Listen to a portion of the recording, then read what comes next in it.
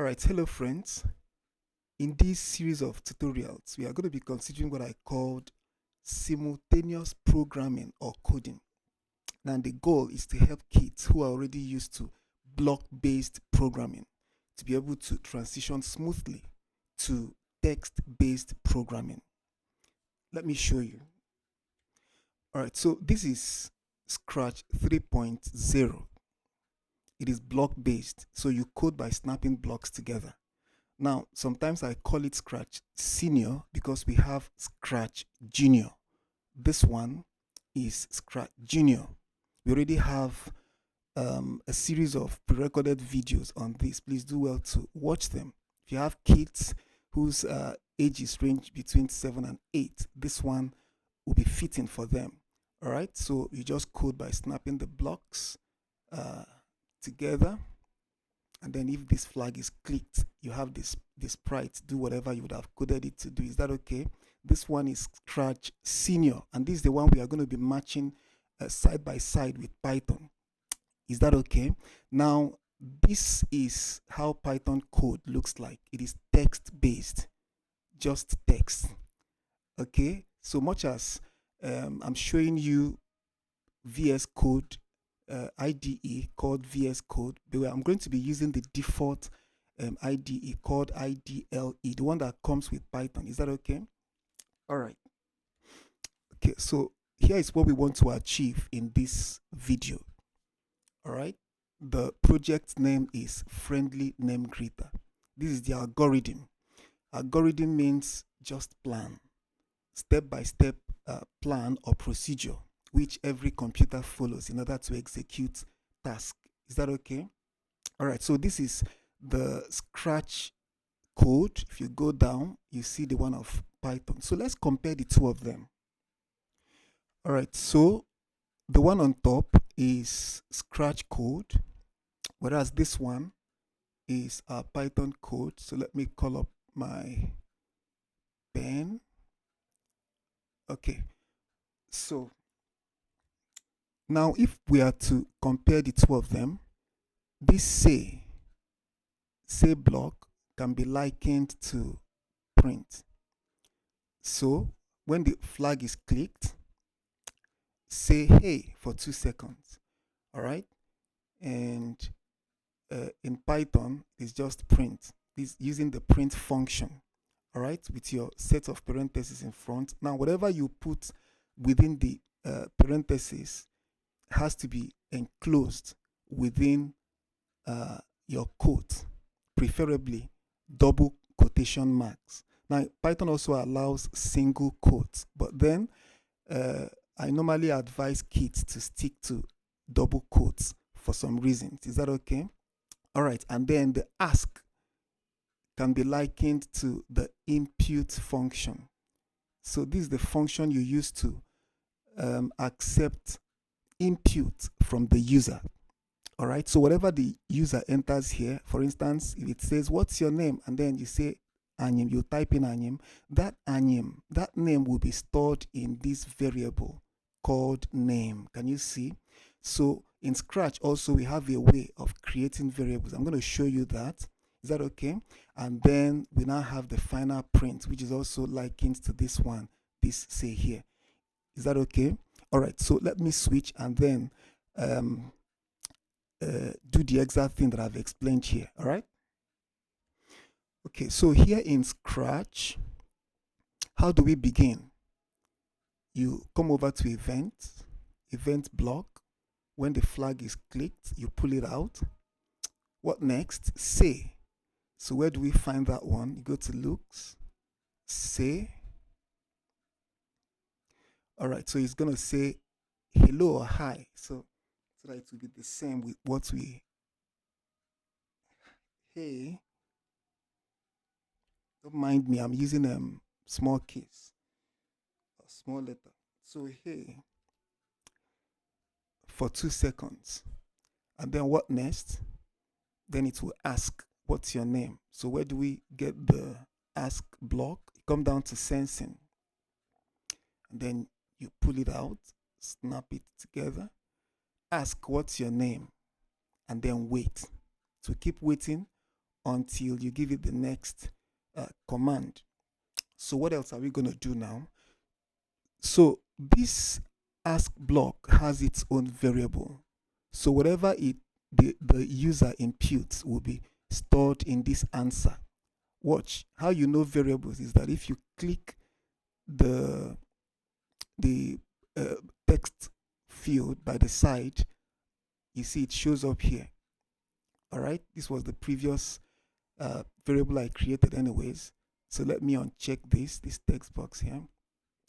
All right, so whatever the user imputes will be stored in this answer variable. This variable is the custom one, is the inbuilt variable. We need to create our own. So how do we create our own variable? You come down to variable block, click, and then make a variable. So I'm going to call it name. Name. Okay, so much later in this series, I'll be telling you how that you don't begin a variable, you don't come up with a variable name beginning with a number or any of the special characters. Okay, there are rules that govern variable names, but we shall see that much later. Is that okay? All right, so you click OK. So look at the variable created. Look at it here. All right, so I now need to set this variable. So you pull out the set variable block, choose the variable created. Can you see? Click, and then we'll go back to sensing the answer. Okay, that input from the user, which will be stored here, you set it to it. So set the name variable, which I just created, to the answer. All right, the response from the user. Is that okay? All right, and then finally, say, you go back to looks, say, put it out. Okay, so don't just say hello. We need it to say the name which the user would have imputed, comma, how are you doing? That's the plan, right? Okay, so I'll have to go down to these operators and then pick my join. All right, so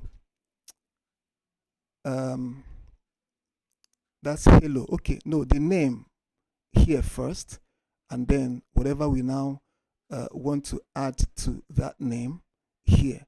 All right, so I have to go back to variables, pick this variable which I created.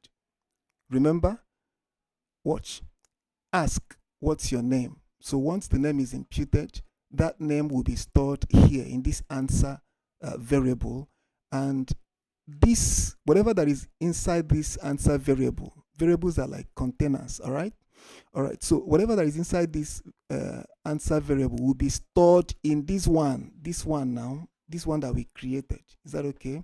So this will be the name, and then how are you doing? So let me type how are you doing, like this. Okay, so it will fit into this. Can you see? Let me pull this back and then zoom in, so we have a much clearer view. All right. Oh, I should go down a little bit. Okay, so let's test what we have done. So if the green flag is clicked, you either click here or you click up here.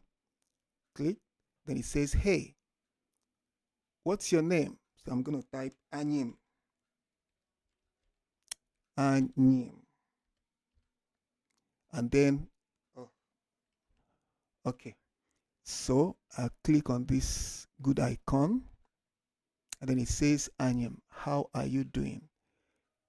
And that's it. Can you see how simple it is? Okay, so let me now switch and show you how to do the same thing in Python. Okay, so this is my desktop. We are going to begin by creating a folder. All right, so right click on any fresh part of your desktop. So I'm going to right click, choose new, and then folder. Click, and then give it a name. Let's say Scratch versus Python. What did I type? Python. Okay, so we've created a folder. What next? Come down to this search bar on the tax bar. All right, search icon. Click, and then you type IDLE. IDLE. Remember, I did say that this is the default IDE that comes with Python. All right, so click on it. Okay, so this window comes up, but we're not going to be coding here. You can as well code here, but then I'd like us to create a Python file for scripting. So you go to File, click on New File.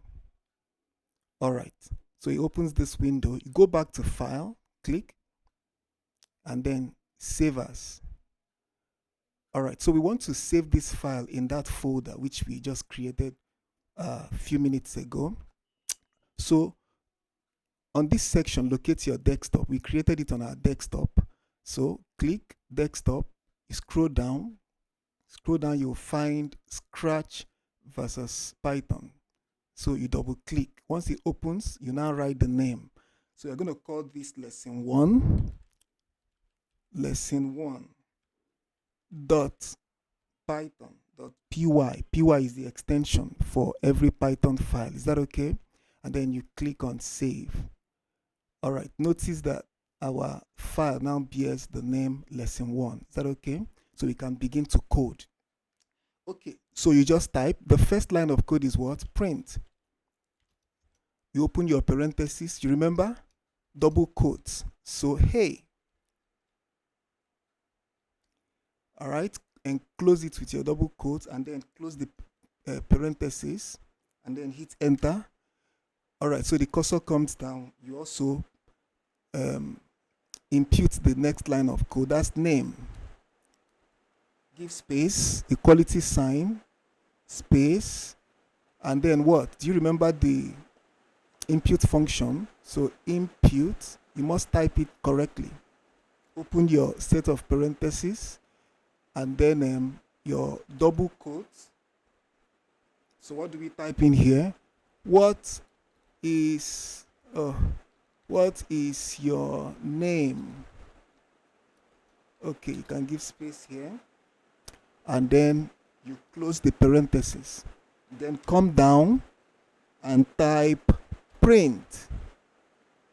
Okay, you remember the F string? F, either in capital letter or in small letter, both will work. And then you open your quote and your curly braces this time around, not parentheses, curly braces. Okay, 2 of them. And then within the curly braces, you put the variable name, which is name. Okay, and then comma. So how are you doing? I think so. How are you doing? Okay, and then your quote, then you close the parentheses, and we are done. So what are we to do next? Just come here on run. Can you see? Click on the run icon, and then you click on run module. Click. Okay. Now sometimes you may get a prompt asking you to save. You just click on Control S, all right, to save it first. Okay, so it says, hey, what's your name? I'm going to type Anyim. My name is Anyim. Okay, and then you hit enter. Then it says, Anyim, how are you doing? So it's as simple as this. All right, so this is where we are going to end this video. See you in part 2, where we shall now begin to code polygons ranging from triangle to dodecagon. It's going to be very, very interesting. All right, so see you in part 2. Bye-bye.